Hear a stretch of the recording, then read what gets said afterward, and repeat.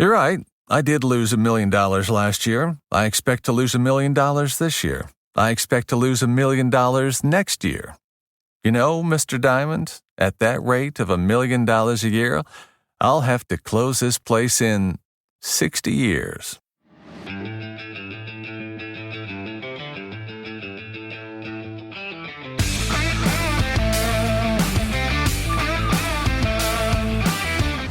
It's time to take an inside look at those that are taking their lives, their businesses, and their passions to the next level.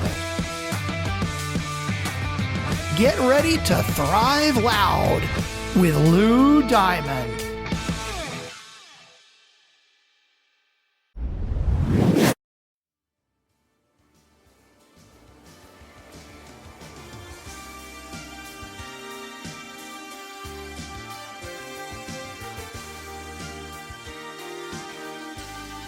Welcome, everyone, to another episode of Thrive Loud with Lou Diamond, connecting you to the most inspiring and amazing people that are thriving each and every day. I am Lou Diamond, and I am here today with a world-class marketer, storyteller. Her company, The Hollywood Approach, helps people accelerate results in their business and life. She's a marketing executive helping billion-dollar brands, and moonlights as a screenwriter. She's got an action thriller script which sold this summer. She's got a new book, The Hollywood Approach, which just came out. And she travels by motorcycle, jumps into waterfalls, and is a guest chocolate chef. I can't wait to have a conversation about this. And if you could tell in the background, we're getting a little tropical here coming to us from the DR. Kristina Paider. KP, how are you today? Lou Diamond, I am fantastic. Thank you so much for having me. I'm excited about our chat. So we were connected through the lovely connection of the Page 2 family, and we're going to talk about your book in a bit. But before we do that, I want to do a little rewind and kind of go beyond the bio here. I don't want to go back too far. I want to go back at least 8 to 9 years just to understand a little bit about how you got where you are and what you're doing right now, how this became your gig. Is that a fair rewind and then fast forward to get us caught up?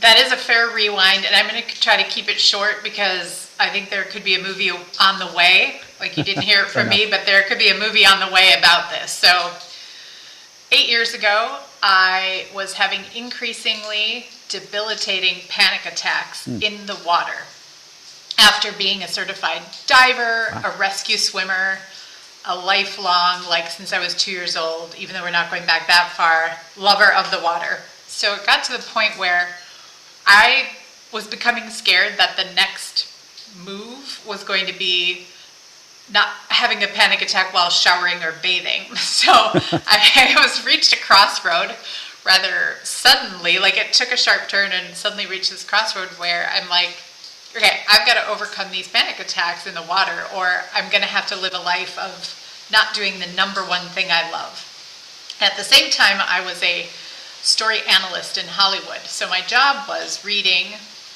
hundreds of pages of scripts a week and analyzing, is this scene logical and legit for getting the character from point A to point B of their story? Yes or no? Like, is it believable? Is it logical? Is it real to their character?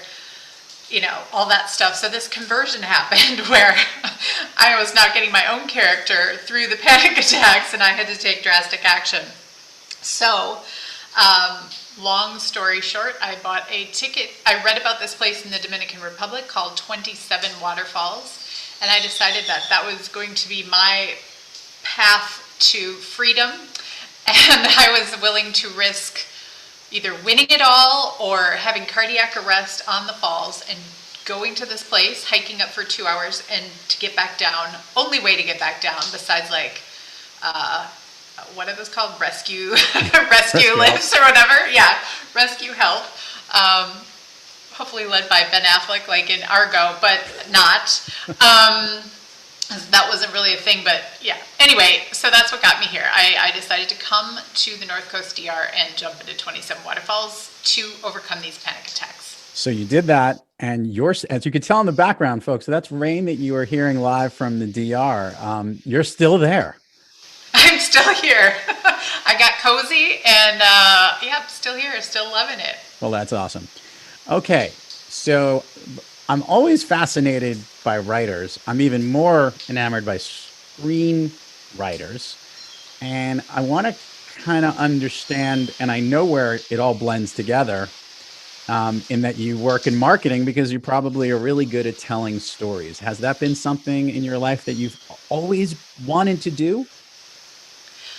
I would say yes, like from the early family origins, because my family, I come from a huge family, and my mom is one of 6 sisters, and they're all, I mean, if you could imagine like a Belgian, Wisconsin dwelling variation of an SNL crew, that would be my aunts and grandmother growing up. Got it. We're all very close, hanging out together, cousins, like just scads of girl cousins and girl power everywhere. And just everything it was like a live comedy sitcom all the time. And the thing in our family was like 2 things. Like, this is how you reach like fame, like I'm using the finger quotes in our family. One is you'd have something mentioned about you in the newspaper, and you would be a clipping on grandma's fridge. There you go. Okay, the goldenrod, like Frigidaire fridge, like you'd be on the side with a little magnet and your name for whatever you did, you know, probably in school, like whatever. And then the second thing was if you told one of the best stories or did one of the best impressions at any given holiday, and you were requested, like, to do that character again and again. I like it. Yeah, and to retell the story. They'd be like, you know, Chris, tell the story again of why you fainted in church. Were you just bored of the sermon, or what was happening? Or, you know, or somebody would do like everybody was a character. It was like every day, every hour was like celebrity look-alike show.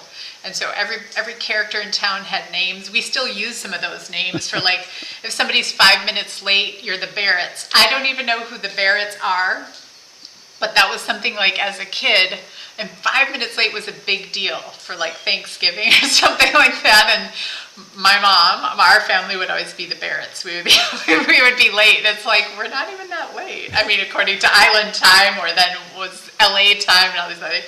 But anyway, it's just funny. And it's just like it's the outlook and it's the characterization of my family, and growing up that way since a child. I mean, I was doing SNL impressions of whatever skits were going on as a kid. And so then it became like real life people, and then, you know, whoever else, family members, everybody was I don't want to say target, but like everybody was.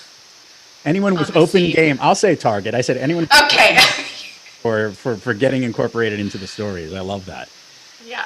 So, Kristina, you know, writing is interesting. And I was just thinking about this because I caught up with 2 previous Thrive Loud guests recently. Both are screenwriters, or were in the screenwriting industry.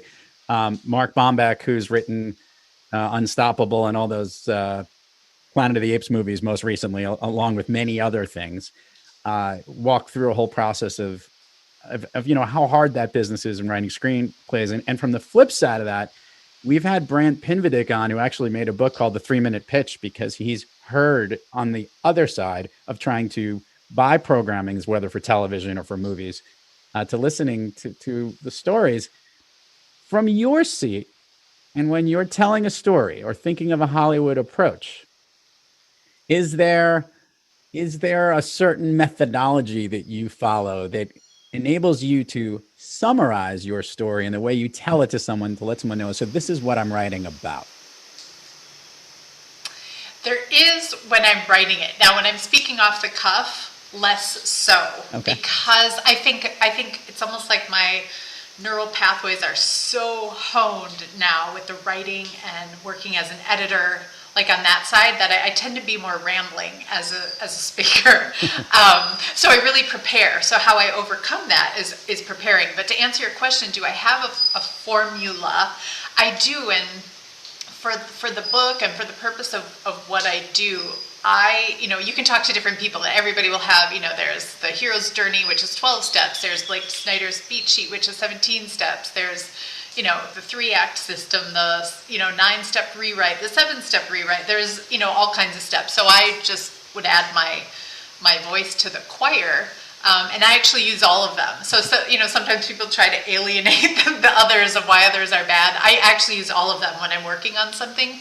But to me, it always starts with the three elements of a feature film. A motion picture is about a character who has a goal and the obstacles that he or she needs to overcome in order to achieve that goal. I like it. So we look at any movie, I mean, that's what you see in your log line of your, Amazon. When you're buying something on Amazon Prime or you're looking at Netflix, you will typically see, and also if you're pitching a screenplay, you'll typically see those pitches, those one-line or two-sentence breakdowns include those three elements. Writing a screen for a movie or writing a book is a totally different end product, but is it a different product for you in the way you write? Is your process really the same, just with different outputs?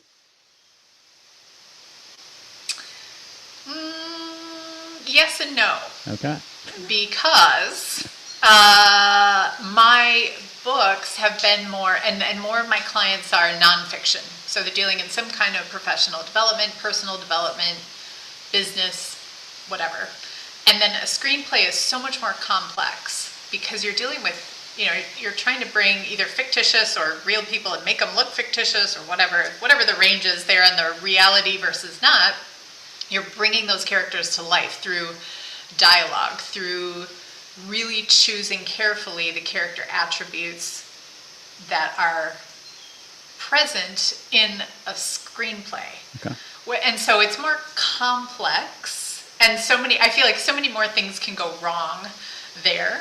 Not to say it in the negative, but it's so many more things can, just have to be cohesive, and you really have to take so much more into account to produce a cohesive product in a screenplay. Yeah. And then in a book, you may know of the sort of the alienation or the conflict between authors and screenwriters, which is, authors make fun of screenwriters for being too formulaic, and then screenwriters say authors get to be more leisurely because you don't have a specific page count. Like, you're not spending another $1 million per page for a book like you are for a screenplay in production costs. So there's kind of been that battle all along, and so now I don't know what this is going to do to my psyche that I'm both. Yeah, that was my question. You've got both. So are you having this inner battle with yourself? I may need a special therapist after this. Yeah, no, but I just see it as it has led me to analyze it from a different perspective. Also, the other thing about a screenplay is, for like an action thriller, it's about 110 pages, about 21,000 words. Right. And a book and maybe a 2-hour experience that you're providing the audience. Now, a book, on the other hand, generally, I think mine is 52,000 words, but a general business book, and they're moving more toward the slender side. Yep. They're getting some liposuction these days, but in the traditional sense, they've been 60 to 80,000 words. Right. So even if you consider like a novel of, like, say, Hunger Games versus the screenplay, the novel was probably 4 times the amount of words. Right.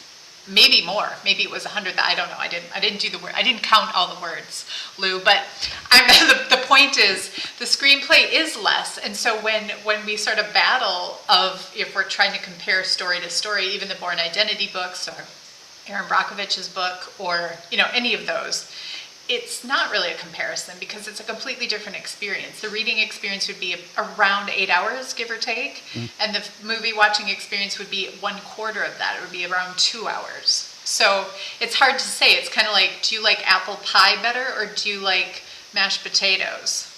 Yes, right? Exactly. I don't want to lead the audience, but yes, the answer is yes. So before I leave this line, and then I want to talk about your business.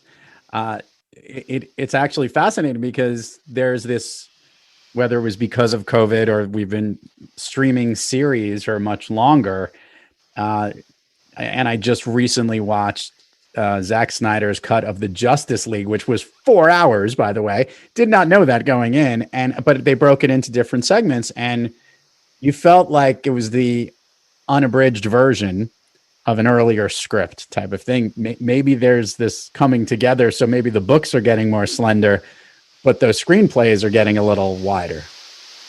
Maybe so. Yeah, for sure. For sure, because now there are so many more options now for a screenwriter and for a visual motion picture storyteller that way because of the streaming capabilities that are out there. And the audiences there keep growing and the output keeps growing. In 2019, the output of the motion picture industry was, for the first time, reached over $100 billion. Right. And that was 3 times what it was 10 years prior in 2009, when it was like 33 billion or something like that. So it had tripled in 10 years. I mean, so it's not like it's slowing down. And interestingly, neither are books. They're not tripling like the motion picture industry, but they're holding steady, and and there's a bit of growth there. So it's not like, oh, never mind about reading. Despite the proliferation of availability of books and ebooks and different kinds of content that way. Very true. So you have a company that helps people accelerate results in their business and life. Can you tell us a little bit more about what you do with the Hollywood approach, which I love the name, by the way? Thank you.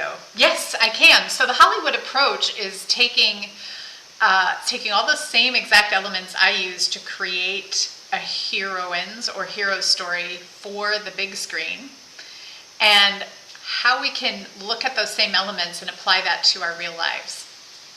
Okay. So I do that. So there's sort of the personal version, and then there's the business version of that. And some companies have me do both, working both with their employees and teams and with their marketing. And it's basically a way to look at, the book is focused on the personal. Again, it applies to business as well, and it's looking at those same concepts, that we do for a film. And so it's like, who are you? Same thing. Character, goal, obstacles. Who are you? What do you want? What's going to stop you from getting it? And just breaking and cracking into that and opening that up and expanding it, and because most people can figure that out. Most people can answer that like on the surface level. So where the magic is in that nuance that takes it to the next level. Right. The next level. Let's talk about it. So how do you interact with these companies? Is it like workshoppy? Is it work and strategize with some of the leaders? Is it one-on-one? Just trying to get a feel for your everyday play. Sure. It's all of the above. So a lot of it is workshop. So a lot of it is, yes. So just like mashed potatoes and apple pie. Yes. And chocolate ice cream. So a lot of times it's a workshop introducing the concepts. Now that the book is out, it might be a little different. It might be, maybe you want to read the book, or maybe you don't. Maybe you want to skip over that and do live workshop stuff, and then find out where the opportunities are. Like most people, I haven't met a person that doesn't relate to even just the goal setting breakdown the way that I do it here. Because even though we don't use the same terms in Hollywood that's used in business, when I was in business, working as a senior vice president of fancy pants stuff, the company was the last company I worked for was a $10 billion company, and we used SMART goals, which is what I use here, and really which is what every hero or heroine story is based on in a movie. We just don't say it that way in Hollywood. And SMART, of course, is the acronym that stands for specific, measurable, achievable, relevant, and time-bound. Like it. And so, so the last corporate company I worked for went from 10 billion to 15 billion, managing all the team, doing those goals, using those goals, using that as a performance measurement, was tied to our bonuses, so that didn't hurt anybody, or the progress of the company. But the point is to, is truly dig in there and be like, okay, what is it you want, and what does that mean? What does that look like? And so it's actually fun when you get into it. It's like, okay, well, would that be better? Are we more excited about that as a year-long goal? Or what does that look like in a 6-month thing or a 3-month thing? And what do we do to to break that down. So it's some of the things that we've heard about and have been using for a long time, but sprinkled in with, well, here's how Jason Bourne did it. Right. So if you get stuck, and he had assassins out here, and so, it's, sprinkled in with those fun elements. Yeah, the ability to bring in Hollywood is always powerful because everyone gets that visual so easily because we can relate to the story. And I'm just realizing something about yourself because it's kind of ironic, right? Here you are as a screenwriter and an author of a book. You got a personal edge and a business edge. You're helping people set goals for maybe the whole company, or maybe it's an individual within the team. You have this ability to use this wide angle lens, which is kind of interesting, right? Maybe going from a real high scenic overview to drilling down deep and getting into the nuts and bolts of a character. Do you think of it that way? I do. Although I don't always say wide angle lens, but I might copyright that to you, source that to you. You can have it. I just was. Thanks. I'll see if I can reciprocate by the end of the show. But I often say it's the 100,000 foot vantage point to the 30,000 foot to the 1,000 foot to the right, to the right next door. I just want to let you know that very often I hear tips from guests on the program, and I think it's now true that whether I wouldn't have used the vocabulary, but in every instance, whether I'm meeting an individual in life or I'm working at a company in a problem, I think I'm doing that hero's journey that you just broke down. Who's our hero? What's their goal? What's in front of them? And that's such a simple, clear way to do it. It almost makes it's interesting because we would love all of our problems to be as linear as this, which is where my question comes in is we know that they're not all linear. You have multiple avenues and multiple storylines interweaved into life and in business. As the screenwriter extraordinaire and auteur, how do you help peel back and clarify this for a lot of these folks that you work with? Well, one of the key things is, one of the ways that movies are such a great example, besides that they're a nice 2-hour snack and 2-hour workshop in and of themselves, is that they're really about an A character, or if it's a co-lead film like Thelma and Louise, 2 main characters, usually one shared goal, big goal, and then the things that happen in between. In between. And so it's an interesting, again, snack size view because we're focused on just really one thing with maybe a B and a couple of C stories. So it's very focused that way. Awesome. And and by its nature, it simplifies the view of our life, right? So it can also and we have a tendency as humans to complicate things, if not overcomplicate things. And so what we're looking to do, and what I look to do all the time too, even with that story structure, you're like, yeah, that applies to everything. It's sort of like you go in and you're like, am I even going to learn anything right now? Because it's so simple. And there's structure, there's neuroscience, there's math behind every component of that storytelling, of that screenwriting, of that identification of plot twists and obstacles. And then there are ways to mitigate them. And there are ways, as a screenwriter, we're doing the opposite of what I'm doing with this work. As a screenwriter, I'm trying to throw all the possible obstacles at the character. And here I'm trying to mitigate them before they happen, but still identify them. So I want to peel back the curtain a little bit. I love every analogy as it relates to any theater or Hollywood in this case. We're going behind the scenes here. And I want the listeners to hear more about you, Kristina. Look, you're talking to me from a tropical island. You've got books, screenplays, consulting businesses pieced together to help people out, which means on most days you are thriving. But we all have days when our troubled hero faces some hurdle that they just can't get over. On those days when you're not quite thriving, Kristina, what practice do you seek, or what individual do you seek out to get yourself back on the thriving track? Love this question. So I first try to identify why am I not thriving? Is it that I really need physical rest? Do I need mental or intellectual rest? Like, what is the primary place or cause of the circuits overloading? So if it's physical rest, I will simply try to take a nap. So that's super easy. If it's more intellectual, emotional stress, something else, I will do a few things. One of the easiest and fastest ways forward, which we're always looking for the direct path, is I will focus on other people.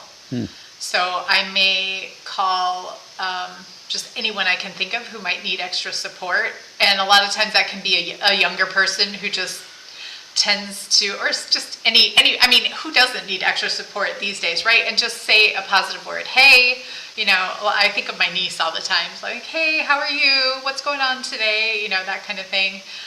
Or just like, I think you're awesome. Just a reminder, I think you're awesome. And that usually sparks. I do that with friends. I do that with colleagues. I try to think of a good thing that's happened in the last week or couple weeks or month, and that is really a direct. I even feel better just talking about that with you right now, and I was already feeling great.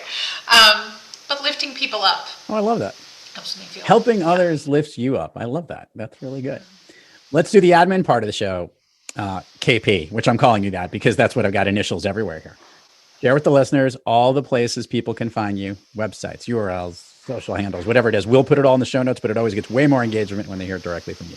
Super fantabulous. I am one name all over the place all the time. It is Kristina Paider with a K and an A and then Paider, Paider. So that's my URL, that's my Facebook, that's my Insta, that's my LinkedIn. I am lazy on Twitter. You will find me there, but I won't be doing much. So I'm most active on Facebook. I am in that camp too. It's there. It gets a lot of traction and stuff, but I'm just not playing in that space. Yeah, I'm just not playing in that sandbox yet. No, Maybe we will someday, Lou. One day, who knows? Who knows if we will be tweeters like the birds that have been behind you the whole time, which is unbelievable because you could really hear them. It's kind of cool. Okay. Ready to go down Fun Street? Because I think you are. I think you were born on Fun Street. I rollerblade on Fun Street back and forth all day long. Let's do it. Okay, share this. This is obviously a very loaded question for you because just asking you to pick one all-time favorite movie would just be ludicrous to somebody that loves the movies as much as you. But share with the listeners maybe what you shared with me if you have a few that are your favorite movies that you love to watch or rewatch. I do. I love the original Parent Trap from 1961. I love Rocky IV. Okay. When they go to Russia. Siberia, Russia. And I love Jerry Maguire. Okay, I'm going to break these down. Why do these three movies connect so much with you? Parent Trap first.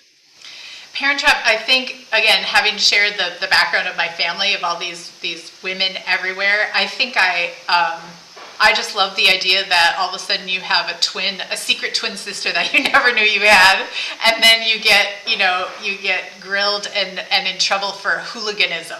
I think that is epic, and I just think everyone should have that. And I think I've always sought out, because of my family structure, because we're so close, I think I just naturally feel at home with other sisters and family around, like in that thing. And so the idea that you have a twin somewhere, and I feel like I've met a few in my career, like from companies and things like that, and I just think that is just so cool. Okay, Rocky IV specifically. Rocky IV. Why is it the soundtrack? Would be my guess. I don't know why Rocky IV.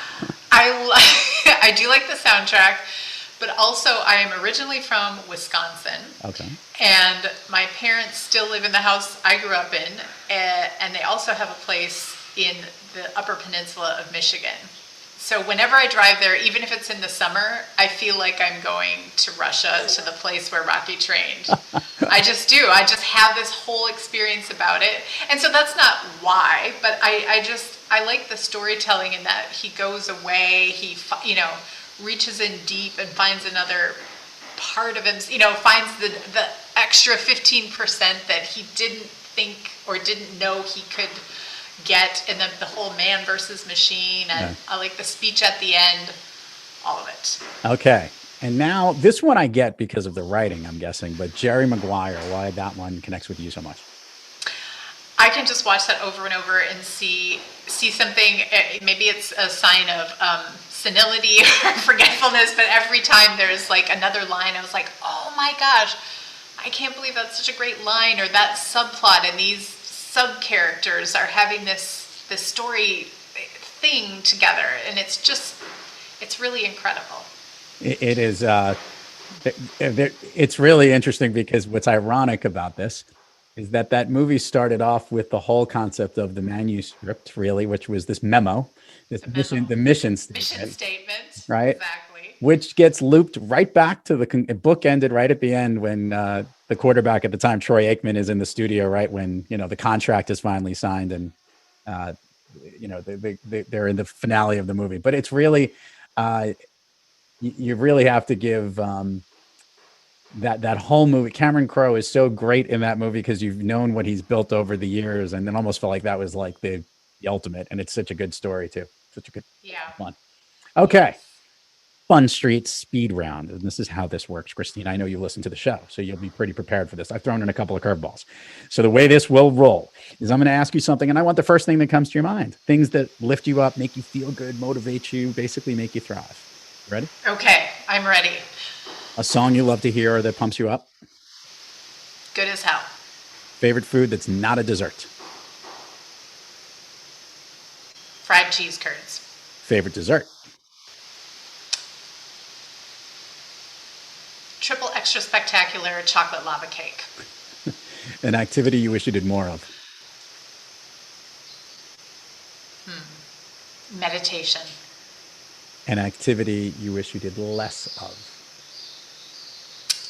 Negative thinking. If I could snap my fingers and you can be anywhere in the world, where are you? I would say Namibia. Ooh, my God. Where is that and why? Have you been before? I have not been before. It's on my bucket list. It would take a really long time to travel there. It's in Africa. Right. So if you could snap your fingers and I could be there, that would be super excellent. Yeah. I have two more follow-up questions here. It seems that you love traveling by motorcycle. What is your favorite type of motorcycle to ride? Oh, man. My everyday travel here is by motorcycle. We have moto taxis here in my little tiny town. That's how I get around. So I couldn't even tell you. I'm afraid I couldn't even tell you like the model. Or I'm sorry, I have no details for you. I'm just like Carlos's motorcycle. It's a safe one. And lastly, you've been a guest chocolate chef, and you gave some pretty details of your dessert with that chocolate that you described. Can you share with the listeners where this experience comes from, and are you a guest chocolate chef? Currently, I'm not doing that, but could come up anytime. And where it started was when I moved here to the North Coast DR, realizing that the Dominican Republic is one of the top exporters of cacao in the world, and being a chocoholic and from the aforementioned Belgian family, I was having a very difficult time actually finding any restaurant here that had like a good chocolate dessert. So by necessity, since I couldn't find one, I had to make one. And then I worked with one of the top restaurants here to That's amazing. Deliver it to them. And so my little dessert there was called the Chocolate Fix. And I think then I did a hiatus and I was working on a project in Santa Fe. And then I think they found somebody to make churros with the chocolate sauce. Also excellent. I like it. Kristina Paider, truly an honor to connect with you. The Hollywood approach, everything you're doing, I think it's great. You are the hero of this story in this episode, for certainly. I think we got through it without any hurdles, straight through to the end. So it's awesome to have you on today. Nice work. Thank you so much, Lou. This was a blast. You got it. And to all our listeners out there, thank you for joining us. And until next time, keep driving onward and upward. And remember, be brief, be bright, be gone. You've been listening to Thrive Loud with your host, Lou Diamond. Check us out on the web at thriveloud.com and follow us on Instagram, LinkedIn, Twitter, and Facebook at Thrive Loud. And check us out on the Good Pods app at Thrive Loud, where you can follow, listen, and connect directly to Lou and all of the Thrive Loud episodes. Thanks for listening.